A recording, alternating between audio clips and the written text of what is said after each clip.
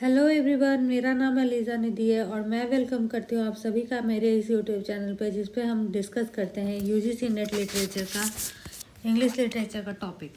ठीक है, तो आइए आज पढ़ने जा रहे हैं एंशिएंट एंड मिडिवल ड्रामा।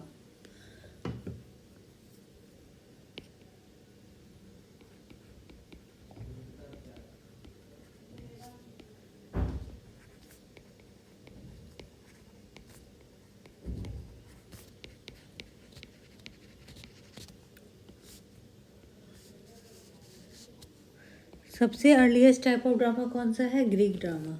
सबको पता है, पिछले क्लास में बता चुके हैं। ग्रीक ड्रामा के बाद आया रोमन ड्रामा, जो कि ग्रीक ड्रामा का ही क्या था, ऑफशूट था, उसी का ब्रांच था। ठीक है, लेकिन रोमन ड्रामा की स्थिति बहुत ख़राब हो गई। ठीक है, रोमन ड्रामा को ज़्यादा चर्च ने बहुत इन्वॉल्व होने लगा ड्रामाज में, इसीलिए रोमन ड्रामा की स्थिति बहुत ख़राब हो गई। बट 10वीं सेंचुरी में, 10th सेंचुरी में ड्रामा फिर से राइज करने लगा।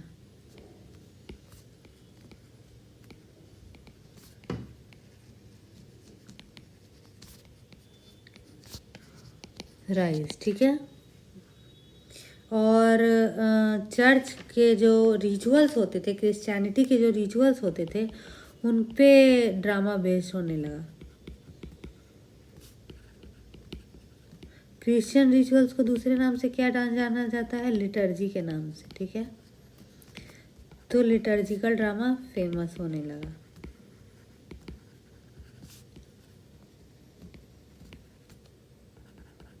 या फिर liturgical play.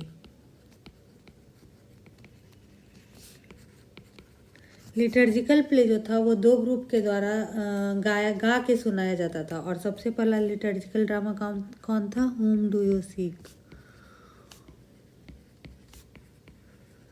Seek was the first liturgical play. उसके बाद पहला लिटर्जिकल प्ले जो परफॉर्मेंस के द्वारा लोगों के सामने प्रेजेंट किया गया, उसका नाम था रेगुलारिस कॉन्कॉर्डिया। ठीक है, तो रेगुलारिस कॉन्कॉर्डिया was the first liturgical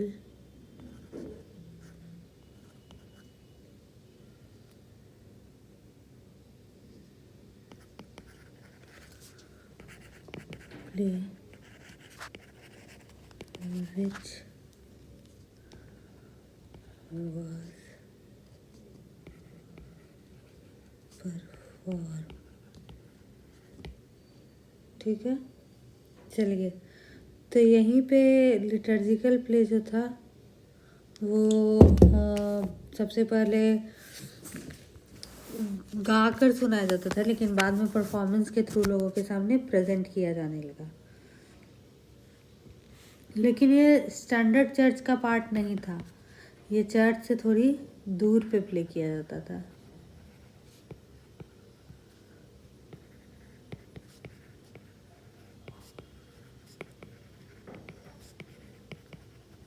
ठीक है, आगे देखते हैं।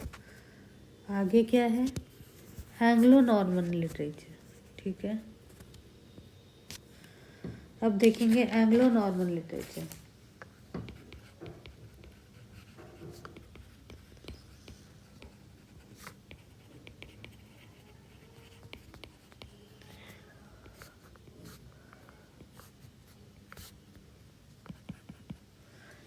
तो सबसे पहले ओल्ड इंग्लिश बोला जाता था, लेकिन एंग्लो नॉर्मन ने इंग्लिश चैनल पे हमला कर दिया।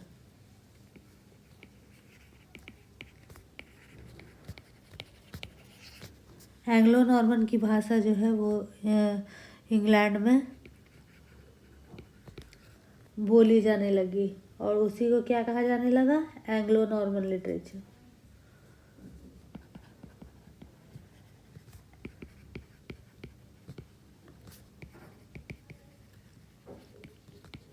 इसका मतलब ये हुआ कि एंग्लो नॉर्मन कॉन्क्वेस्ट जो 1066 ईस्वी में हुआ, उसके बाद ये ओल्ड इंग्लिश जो था वो बदल गया एंग्लो नॉर्मन लिटरेचर में। क्यों? क्योंकि जब एंग्लो नॉर्मन्स ने हमला किया इंग्लिश चैनल पे, या फिर तो उस लड़ाई को कहा गया एंग्लो नॉर्मन कॉन्क्वेस्ट या बैटल ऑफ हेस्टिंग्स। इसी को एंग्लो नॉर्मन कॉन्क्वेस्ट को ही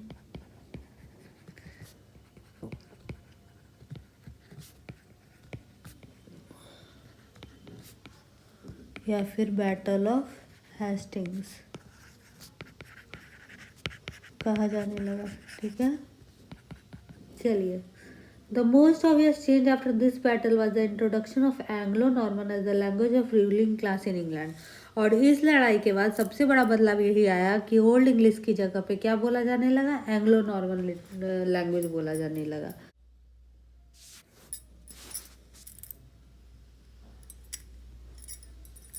हाँ, तो 100 ईयर वॉर्स हुआ और उसके बाद इंग्लिश जो है वो क्या हुआ? बहुत फेमस हो गया। लेकिन उसमें फ्रेंच के भी कुछ पार्ट रह गए। इसी को क्या कहा जाने लगा? Anglo Norman literature.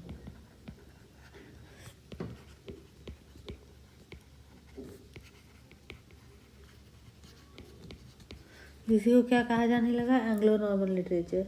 सबसे अर्लीस्ट प्ले इन फ्रेंच या फ्रेंच में जो है वो ले मिस्ट्री डी एडम है। ले mystery de Adam, le mystere de Adam is the earliest Anglo-Norman literature।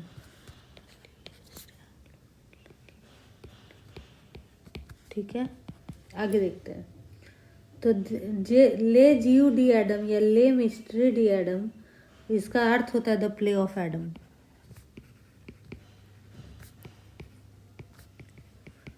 आइए इसका समरी सुन लीजिए।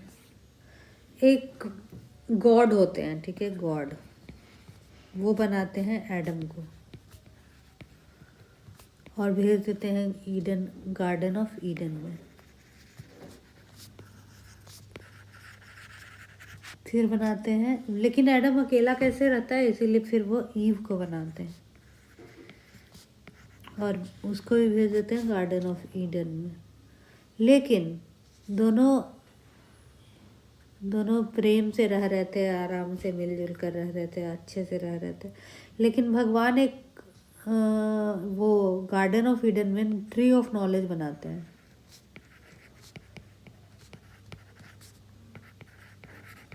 और उस ट्री ऑफ नॉलेज में एक फ्रूट बनाते हैं, फॉरबिडन फ्रूट, और मना कर देते हैं ईव और एडम को उसको खाने के लिए।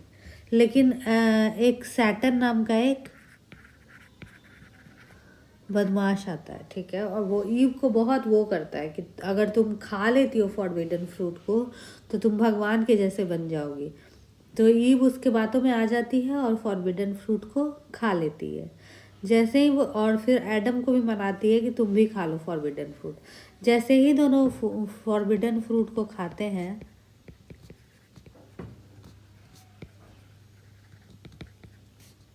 उनके अंदर समझ आ जाती है कि अरे यार ये तो मुझसे क्या हो गया, गलती हो गया। ठीक है, तो जैसे ही उनको समझ आता है वो लोग छुप जाते हैं पेड़ के पीछे और उनको थोड़ा शर्म आने लगता है। इसका मतलब ये है कि अब वो एक दूसरे को देखकर शर्म की भावना उत्पन्न हो जाती है।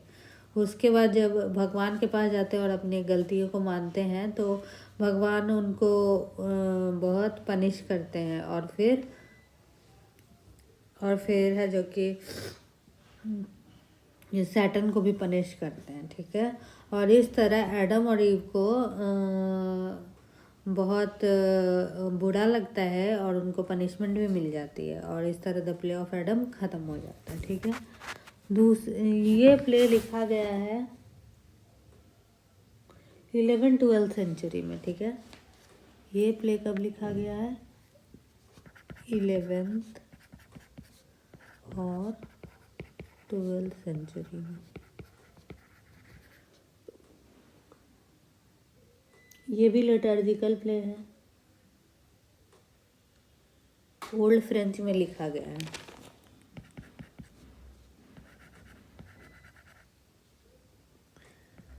Semi liturgical play.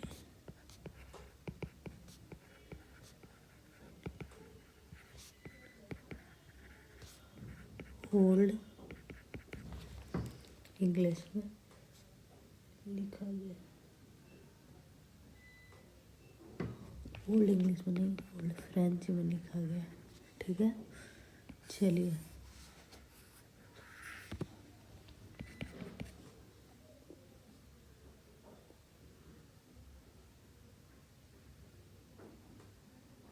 आगे देखते हैं रिसरेक्शन ऑफ द सेवियर। ठीक है,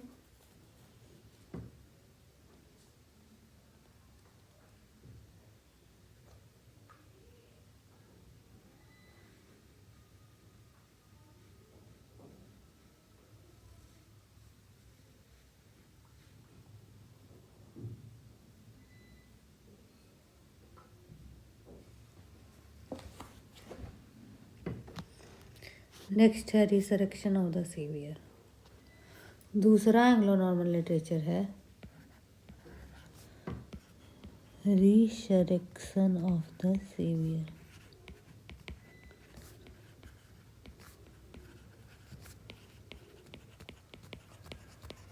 ठीक है, रिसरेक्शन मीन्स क्या होता है? पुनर्जन्म। और सेवियर किनको कहा गया है? क्राइस्ट को।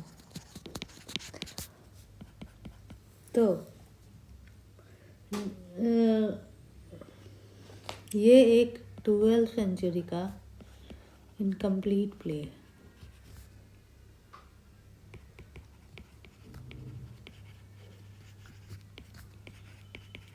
इसमें बताया गया है कि क्राइस्ट जो थे, जीसस क्राइस्ट जो थे,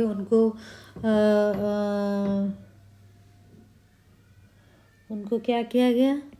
क्रॉस पे लटका दिया गया। ठीक है, लेकिन आफ्टर 2 days देखा गया कि उस क्रॉस पे इनका बॉडी नहीं है। तो गया कहाँ आखिर?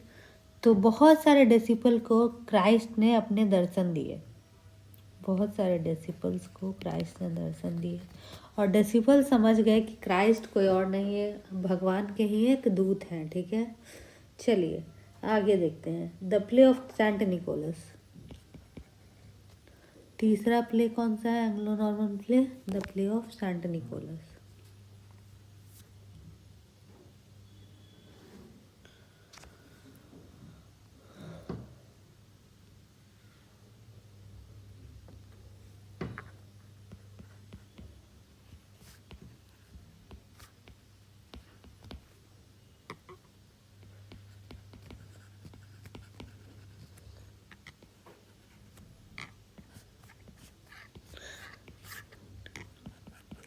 तो saint Nicholas play is a miracle play by Jean बॉडल।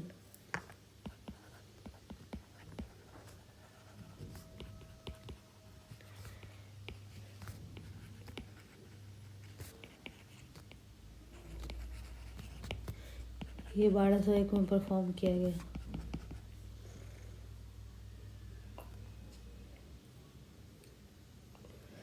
इसका समरी बता देती हूँ। चलिए, the play concern a pagan Saracen king. तो एक पेगन में एक सरेसियन किंग होता है। ठीक है,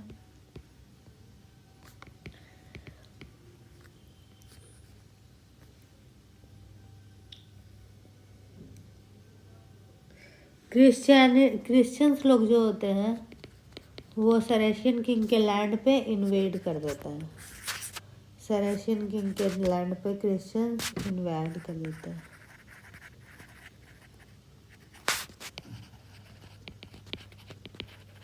ठीक है। तो सरेसियन किंग जो होता है वो अपने गॉड टरवेगन से प्रे करता है कि प्लीज़ मुझे बचा लो। टरवेगन हंसते भी हैं और रोते भी हैं, ठीक है। उसके बाद क्या होता है, समझ जाता है ये सरेसियन किंग कि भगवान ने उसकी सुन ली, और फिर वो लड़ने जाता है और क्रिश्चियंस को, सारे क्रिश्चियंस को मार देता है, लेकिन एक क्रिश्चियन बच जाता है, प्रियुडॉम। गॉड होते हैं। ऑल क्रिश्चियंस डाई बट प्रियुडॉम बच जाता है। उसे जेल में बंद कर लिया जाता है और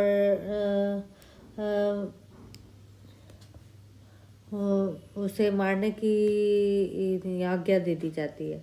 बट प्रियुडॉम जो होता है उसके भगवान होते हैं सेंट निकोलस। सेंट निकोलस से वो प्रे करता है कि उसे बचा ले या फिर कुछ वैसा कुछ करे। तो पेगन का जो सरेसियन किंग होता है उस वो अपने वो हंसता है और बोलता है कि तुम्हारे भगवान क्या करेंगे। तो पेगन बोलता है, प्रियुडॉम बोलता है कि मेरे भगवान बहुत शक्तिशाली हैं और वो कुछ भी कर सकते हैं। तो बोलता है अच्छा ऐसी बात है, तो चलो देखते हैं तुम्हारे भगवान का पावर। तो वो क्या करता है, भगवान की मूर्ति, सेंट निकोलस की मूर्ति जो है वो अपने ट्रेजर में रखवा देता है, और 3 चोर आते हैं और उस ट्रेजर को चोरी करके ले जाते हैं।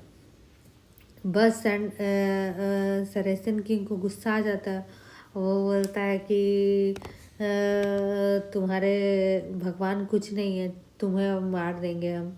तो मारने के लिए है जो कि आज्ञा दे देता है सारे किसको, प्रियुडॉम को। कौन, सरेसियन किंग।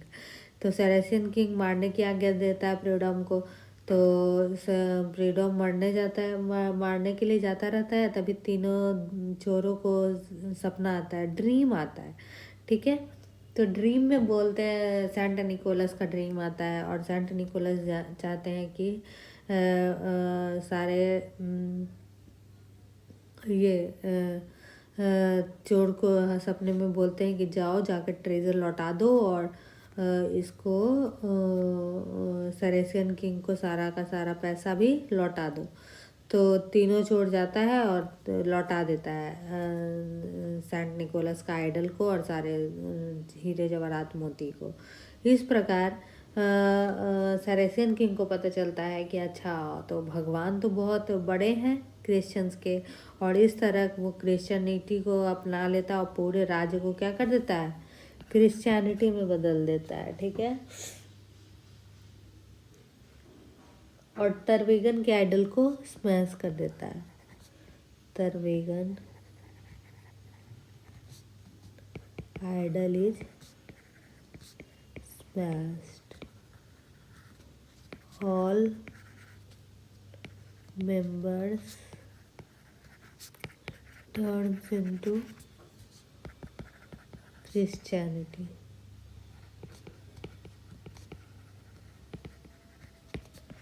ठीक है, आगे देखते हैं।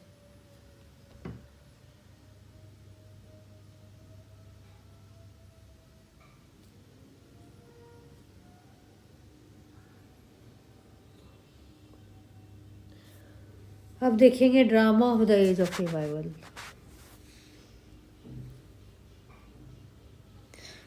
ड्रामा जो होता है वो 3 प्रकार का होता है, ठीक है, एज ऑफ रिवाइवल में। 3 types of drama in age of revival. कौन कौन सा? मिस्ट्री प्ले, मिरेकल प्ले और मोरालिटी प्ले।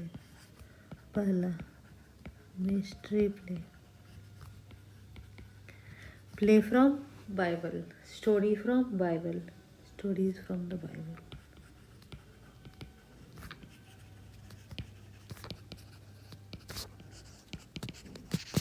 दूसरा मिरेकल प्ले,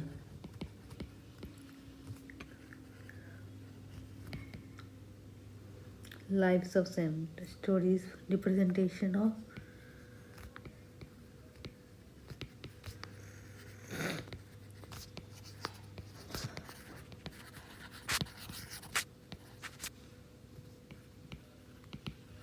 और तीसरा मोरालिटी प्ले।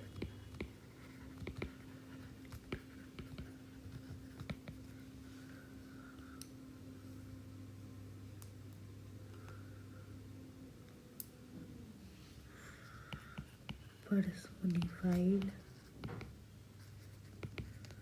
Moral qualities.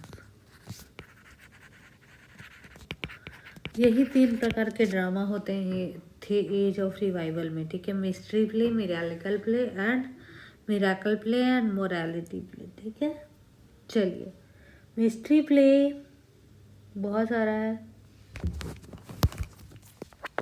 सबसे पहले हम देखेंगे मिस्ट्री प्ले, ठीक है।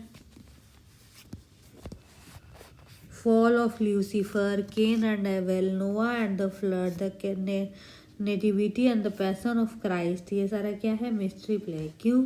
क्योंकि ये बाइबल से लिया गया है,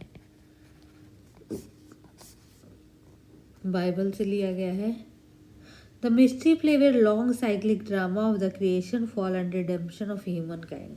तो मिस्ट्री प्ले मेनली जो था वो मानवता की कि कैसे बना, कैसे वो गिरा और कैसे वो उसका पुनर्जन्म हुआ, उसी के बारे में था। कौन सा? Mystery play, based on biblical narratives, और ये बाइबल के कहानियों पे बेस्ड था और जीसस क्राइस्ट के कहानियों पे भी बेस्ड था। जीसस क्राइस्ट के जन्म और उनके पुनर्जन्म पे भी बेस्ड था। They always ended with last judgment, और ये हमेशा सा लास्ट में कैसे ख़त्म होता था? जजमेंट के साथ ख़त्म होता था। Text of cycle stage at York, Chester and Wakefield and at an unascertained location in East Anglia. ये यहाँ परफॉर्म किया जाता था। कहाँ कहाँ? यॉर्क में, चेस्टर में और वेकफील्ड में।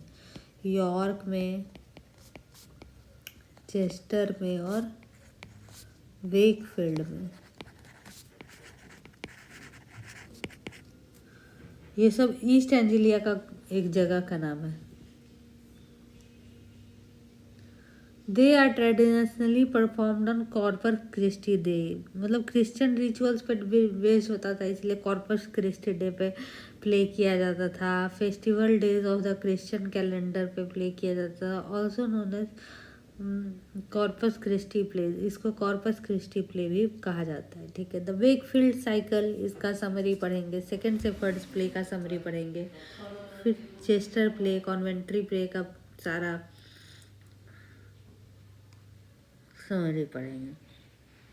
उसके बाद मिराकल प्ले पढ़ेंगे, फिर मिस्ट्री प्ले, मोरालिटी प्ले पढ़ेंगे,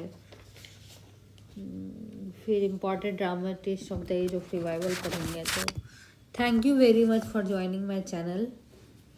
आगे हम देखेंगे मिस्ट्री प्ले क्या होता है, मिराकल प्ले क्या होता है, मोडालिटी प्ले क्या होता है, और कुछ dramatist of the age of revival भी जानेंगे। कुछ ड्रामेटिस्ट हैं जिन्होंने ड्रामा लिखा है एज ऑफ रिवाइवल पे, उसके बारे में